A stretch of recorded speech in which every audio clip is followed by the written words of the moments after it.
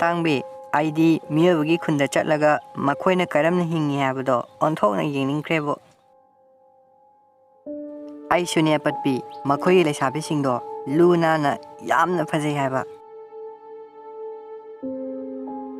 ꯑꯩꯁꯨ ꯑꯗꯨꯝ ꯐꯖꯕꯅꯤꯗ ꯃꯤꯑꯣꯏꯕꯒꯤ ꯄꯥꯈꯪ ꯑꯃꯠꯇ ꯅꯨꯡꯁꯤ ꯂꯥꯡꯊꯥꯎ ꯁꯦꯝꯃꯤ ꯑꯇꯥꯡꯕꯤ ꯅꯪꯕꯨ ꯚꯨꯠ ꯂꯩꯕꯥꯛꯁꯤꯗ ꯑꯗꯨꯝ ꯂꯩꯕꯁꯦ ꯌꯥꯝꯅ ꯋꯥꯔꯦ ꯏꯁꯥꯁꯦ ꯃꯤꯔꯥꯡ ꯊꯨꯔꯦꯕ ꯑꯗꯣ ꯑꯩꯈꯣꯏꯒꯤ ꯏꯅꯤꯡꯊꯧꯒꯤ ꯃꯅꯥꯛꯇ ꯆꯠꯂꯒ ꯃꯤꯑꯣꯏꯕꯒꯤ ꯈꯨꯟꯗ ꯆꯠꯆꯔꯨꯒꯦꯅ ꯍꯥꯏꯖꯔꯨꯁꯦ ꯌꯥꯕꯨ ꯌꯥꯔꯛꯀꯗ꯭ꯔꯥ ꯈꯪꯗꯦꯗ ꯃꯗꯨꯒꯤ ꯅꯨꯄꯤ ꯊꯤꯌꯨ ꯌꯥꯗꯕ ꯅꯤꯡꯊꯧꯗꯣ ꯏꯁ ꯑꯗꯨꯒꯤꯕꯨ ꯑꯩꯈꯣꯏ ꯑꯅꯤꯅꯕꯨ ꯍꯥꯏꯔꯗꯤ ꯌꯥꯖꯔꯒꯦꯗꯅ ꯂꯩꯖꯔꯕ ꯅꯤꯡꯊꯧꯅꯤ ꯁꯛꯀ ꯂꯣꯏꯅ ꯐꯖꯕꯁꯤꯗ ꯂꯥꯛꯑꯣ ꯂꯥꯛꯑꯣ ꯍꯥꯏꯔꯒ ꯌꯦꯡꯉꯨꯔꯁꯤ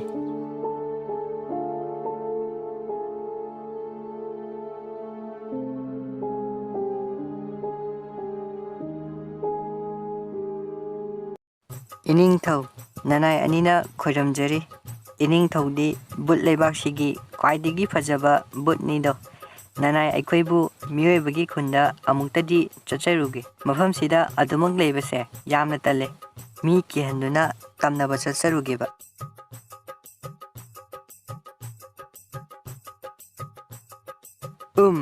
ꯆꯠꯆꯔꯨꯔꯣ ꯑꯗꯨꯕꯨ ꯅꯆꯤꯟ ꯅꯅꯥꯎ ꯌꯥꯝꯅ ꯀꯨꯏꯅ ꯂꯩꯔꯛꯄꯗꯤ ꯌꯥꯔꯣꯏ ꯁꯨꯞꯅꯒꯤ ꯅꯨꯃꯤꯠ 5ꯅꯤꯒꯤ ꯃꯇꯝ ꯅꯈꯣꯏꯗ ꯄꯤꯔꯕꯅꯤ ꯀꯔꯤꯒꯨꯝꯕ ꯅꯨꯃꯤꯠ 5ꯅꯤ ꯑꯁꯤꯗꯒꯤ ꯊꯦꯡꯊꯕ ꯇꯥꯔꯕꯗꯤ ꯅꯈꯣꯏ ꯀꯦꯕ ꯌꯥꯔꯣꯏ ꯁꯛꯊꯤꯕꯤ ꯑꯣꯏꯅ ꯑꯗꯨꯃꯛ ꯂꯩꯒꯅꯤ ꯍꯥ ꯍꯥ ꯍꯥ ꯍꯥ ꯍꯥ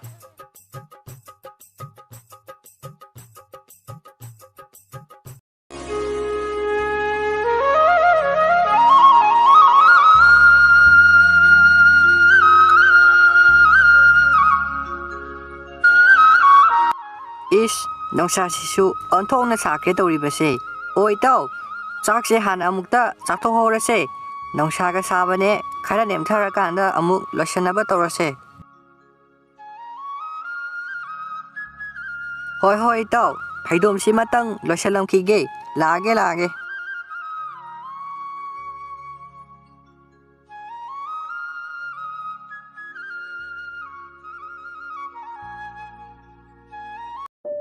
ꯍꯩꯃꯥ ꯑꯄꯠꯄꯤ ꯅꯪꯕꯨ ꯅꯨꯄꯥꯅꯤ ꯍꯥꯏꯕ ꯏꯁ ꯏꯀꯥꯏꯕꯅ ꯁꯤꯔꯦꯗ ꯃꯁꯛꯀꯁꯦ ꯐꯖꯔꯒ ꯋꯥꯡ ꯆꯥꯎꯔꯗꯅ ꯊꯕꯛ ꯁꯨꯔꯤꯅꯦꯅ ꯇꯧꯔꯤꯁꯦ ꯅꯨꯄꯥ ꯌꯥꯝ ꯊꯣꯛꯑꯦ ꯍꯥꯏꯕ ꯅꯪꯕꯨ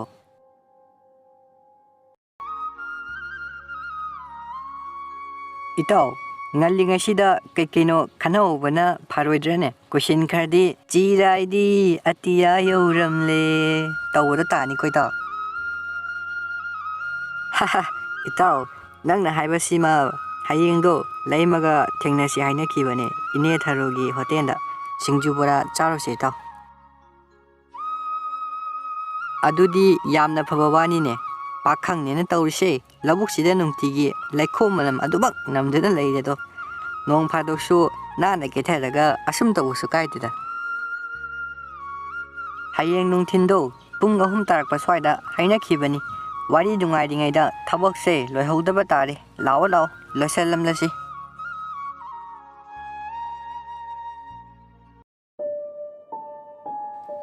ꯑꯇꯥꯡꯕꯤ ꯅꯪꯕꯨ ꯅꯨꯄꯥ ꯑꯃꯁꯤꯗꯤ ꯅꯨꯄꯤ ꯂꯩꯈ꯭ꯔꯦ ꯍꯥꯏꯕ ꯑꯃꯁꯤꯁꯨ ꯑꯩꯒꯤ ꯊꯃꯣꯏꯁꯤꯅ ꯅꯨꯡꯁꯤꯒꯨꯝ ꯂꯥꯛꯀꯨꯝ ꯍꯦꯍꯦ ꯉꯥꯏꯈꯣꯅꯦ ꯃꯈꯣꯏꯅ ꯁꯤꯡꯖꯨ ꯆꯥꯐꯝ ꯍꯥꯏꯁꯦ ꯍꯌꯦꯡ ꯑꯩꯈꯣꯏꯅꯤꯁꯨ ꯆꯠꯂꯒ ꯌꯦꯡꯂꯨꯔꯁꯤ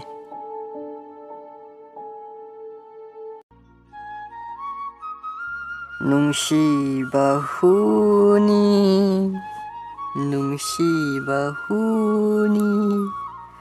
ꯉꯔꯥꯡꯗ ꯅꯨꯡꯁꯤ ꯍꯥꯏꯔꯝꯂꯒ ꯉꯁꯤ ꯆꯦꯟꯈ꯭ꯔꯦ ꯅꯨꯡꯁꯤꯕ ꯍꯨꯅꯤ ꯀꯌꯥꯗ ꯆꯨꯡꯈ꯭ꯔꯕ ꯋꯥꯅꯣ ꯅꯨꯡꯁꯤ ꯃꯩꯅ ꯋꯥꯏꯕꯁꯤꯗꯤ ꯊꯃꯣꯏꯒꯁꯦ ꯆꯦꯈꯥꯏꯔꯦ ꯅꯨꯡꯁꯤꯕ ꯍꯨꯅꯤ ꯇꯥꯃꯣ ꯀꯥꯏ ꯆꯠꯄꯤꯔꯨꯏꯅꯣ ꯇꯥꯃꯣꯒꯤ ꯀꯥꯏꯔꯕ ꯊꯃꯣꯏꯗꯣ ꯅꯅꯥꯎꯅ ꯃꯦꯟꯁꯤꯟꯖꯔꯒꯦꯕ ꯅꯨꯡꯁꯤꯕ ꯍꯨꯅꯤ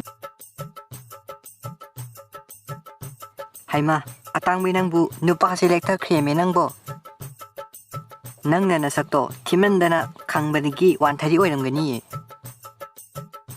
Is kari nangna aingondagi kayam phajaradana nang leiramu khangani nasamdu phoitatgeba. Hehehe asengba hairiga saubige tawre ha ha ha.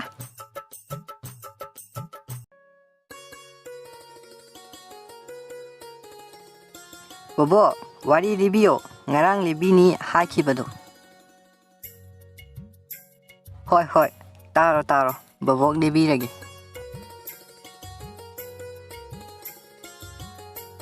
Thainagi matam amada chauthoi kauba huranba nupa ama mathanta leiramboire. Nongmadi mahakna migi yumda yen nganu huranba changlami. Mahakna yen ama mina tumnakhiba tanjada huradana tholaklami. Numitu mahak yamna harauna yen adubu thongduna charami. Nungtigi mahakna asum huralakpadagidi khunja mayamdo saurakledo. Adubu huranba adubudi makhoina phaba ngamlamde. Tanja yengduna huranba adubu phanaba hotnarami. Nongmagi numiti huranba adu numit suredo. Mahakna nganu huralaga tholakpada uhodabadagi soiduna huigi mamaida netlami.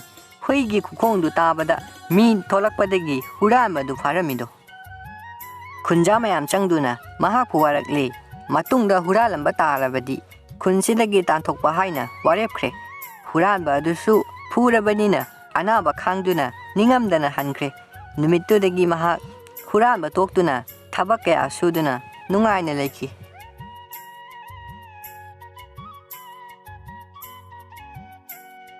Aduna ichusa nakhoisu phattaba thabakse tauba yadeko.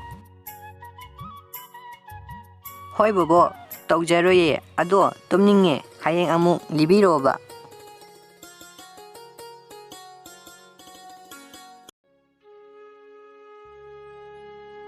Itaw loidribo. As nangi nupidagi hena kibado tawrabo mo. Lore itaw tholage.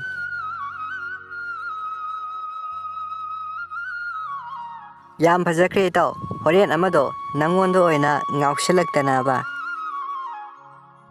Ngauroi pakhang oringeda khara kihaugadabani lao.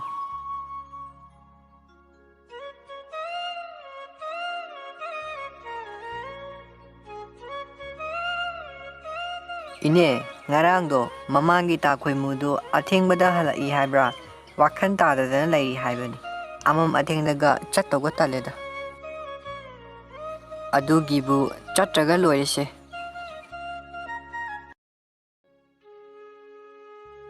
Mayam wari yamna nungaiba maliko aikhoisu khara yaujagedana.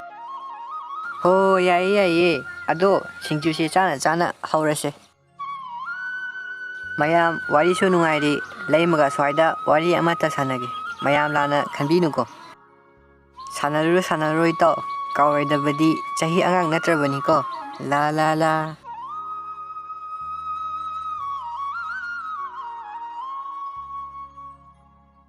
Imadi hakchang khara dum nungairba natra.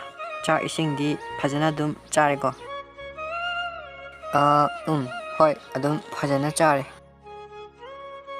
Hoi ado nang wa khara dingango aingonda kaigi ikaigano nangi hoi dunadi aingonda penjadaba ama faweba. Aisu hainingba wahai kayale adubu dadana mangda lepaba kandadi wahai amata fawba haiba ngamde. Kanagumba miyoi amana misak amabu thamoi sengna nusikhradi wa yamna ngangbase ngamde hainiye. Aina dadabu kyamu nusi haibase karamna utkani haiba ai khangdre. Yarese thamoi manungda wari sanajarani lao mayam ngainaramani. Migidi kayada nusinaribano yengoba ngaikho aikoinise kamai tawse haino nate sumai sum leirasi hairaba nangise. Is kari nangna nupa thoki thokjaraga aingondaga iranga sibinuko. Hai nupise ngasidi yamna hehe. Yengoi nakhoibu yungkaiga pandana kaino khanarone he chahi chu angang amata natre. Aduni ne ada yadaba mai sum leiba aikhoigise ꯃꯈꯣꯏꯁꯨ ꯂꯥꯛꯑꯦ ꯕꯣꯔꯥꯁꯤꯡꯗꯣ ꯄꯦꯠ ꯑꯅꯤꯗ ꯄꯤꯕꯤꯌꯨꯅꯦ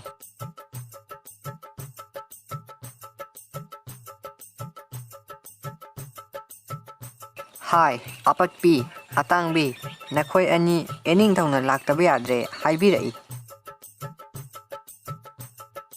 ꯑꯇꯥꯡꯕꯤ ꯀꯔꯤ ꯑꯃꯨꯛ ꯍꯥꯏꯔꯛꯇꯣꯏꯖꯥꯠꯅꯣ ꯃꯃꯥꯡꯗ ꯁꯨꯃꯥꯏꯅ ꯏꯅꯤꯡꯊꯧꯅ ꯑꯃꯨꯛꯇ ꯀꯧꯔꯛꯇ꯭ꯔꯤꯕꯣ ꯑꯗꯨꯒ ꯑꯩꯈꯣꯏꯅ ꯂꯥꯛꯂꯤꯕꯁꯦ ꯁꯨꯝꯅꯒꯤ ꯅꯨꯃꯤꯠ ꯍꯨꯝꯅꯤ ꯈꯛꯇ ꯉꯥꯏꯔꯤ ꯏꯅꯤꯡꯊꯧꯅ ꯍꯥꯏꯕꯗꯤ ꯃꯉꯥꯅꯤꯅꯤ ꯂꯥꯛꯑꯣ ꯑꯄꯠꯄꯤ ꯏꯅꯤꯡꯊꯧꯗꯣ ꯅꯨꯄꯤ ꯊꯤ ꯈꯪꯗꯕꯗꯨꯗ ꯑꯩꯈꯣꯏ ꯑꯅꯤꯁꯦ ꯃꯥꯒꯤ ꯅꯨꯄꯤ ꯑꯣꯏꯖꯔꯒꯦꯅ ꯍꯥꯏꯔꯛꯇꯨ ꯑꯣꯏꯔꯝꯒꯅꯤ ꯆꯠꯅꯕ ꯇꯧꯁꯤ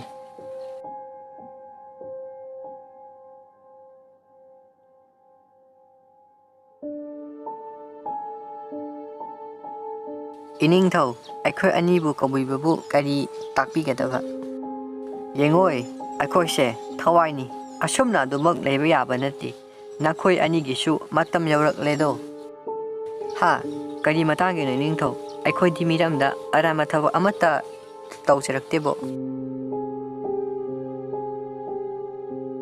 ꯍꯥ ꯍꯥ ꯍꯥ ꯅꯈꯣꯏ ꯑꯅꯤꯒꯤ ꯃꯇꯝ ꯂꯣꯏꯔꯦ ꯍꯌꯦꯡ ꯍꯦꯛ ꯌꯧꯈꯤꯕꯒ ꯅꯈꯣꯏ ꯑꯅꯤ ꯃꯤ ꯑꯣꯏꯅ ꯇꯥꯏꯕꯪꯗ ꯄꯣꯛꯂꯒꯗꯕꯅꯤ ꯅꯈꯣꯏ ꯑꯅꯤꯕꯨ ꯀꯔꯝꯕ ꯏꯃꯨꯡꯗ ꯄꯣꯛꯄ ꯄꯥꯝꯕꯒꯦ ꯏꯅꯤꯡꯊꯧ ꯑꯩꯗꯤ ꯑꯄꯠꯄꯤꯅꯤꯅ ꯑꯩꯕꯨ ꯄꯠꯇꯅꯕ ꯑꯆꯥ ꯑꯊꯛ ꯄꯤꯖꯗꯨꯅ ꯂꯨꯅ ꯇꯧꯕꯤꯕ ꯏꯅꯤꯡ ꯏꯈꯥ ꯇꯝꯅ ꯅꯥꯟꯅ ꯀꯦꯊꯔꯁꯨ ꯂꯩꯕ ꯌꯥꯕ ꯏꯃꯨꯡꯗ ꯑꯣꯏꯅ ꯄꯣꯛꯆꯒꯦꯗꯣ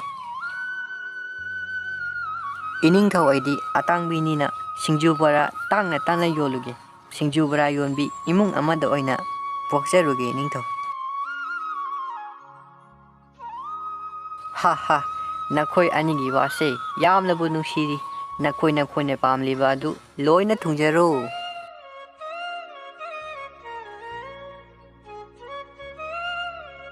ꯃꯌꯥꯝ ꯆꯦꯅꯦꯜ ꯑꯁꯤꯕꯨ ꯅꯨꯡꯁꯤꯕꯤꯗꯨꯅ ꯁꯕꯁꯀ꯭ꯔꯥꯏꯕ ꯇꯧꯁꯟꯕꯤꯔꯝꯃꯨ ꯃꯊꯪ ꯚꯤꯗꯤꯑꯣꯗ ꯑꯃꯨꯛ ꯊꯦꯡꯅꯔꯁꯤ ꯃꯌꯥꯝꯕꯨ ꯍꯥꯏꯅꯤꯡꯉꯥꯏ ꯂꯩꯇꯅ ꯊꯥꯒꯠꯆꯔꯤ